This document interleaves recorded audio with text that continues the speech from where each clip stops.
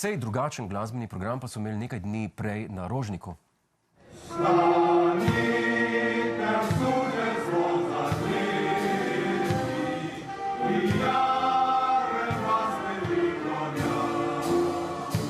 Zakaj pa pojejo ta komad od Pet Shop Boys?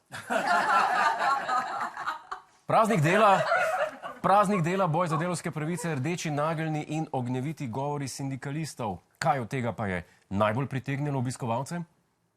Zapit pa jest. Tako, ja. Prišli smo kres pogledati. Ti zato, da bomo jedli pa pili. Kar je lep dokaz, da so nekateri delavci še danes lačni in žejni. Poleg tradicionalnih čevapčičev, pleskavic, piva in kresa pa je zbrane z govorom o delavskih pravicah tradicionalno pogrel tudi župan Zoran Janković. Človek, ki sicer sam sebi odreka temeljno pravico do dopusta, proste dneve pa po lastnih besedah najraje preživlja na gradbiščih. Dajmo pogled, kaj je povedal 1. maja. V tem času smo preživeli energetsko krizo in tu je treba predsedniku vlade reči hvala, kajti on je bil tudi te problematike, tvorec rešitve tudi na evropskem nebu.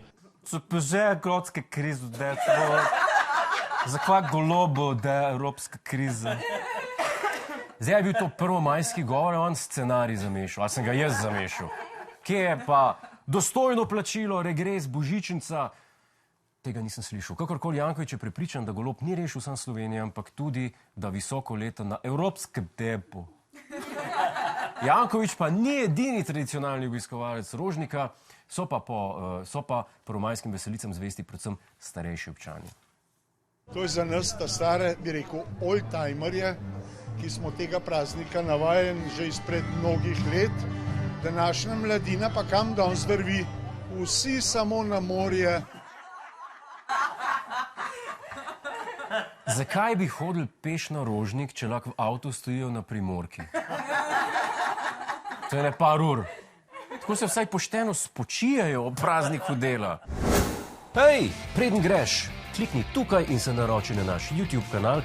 Imamo pa tudi TikTok, Instagram in Facebook, tako da le urno.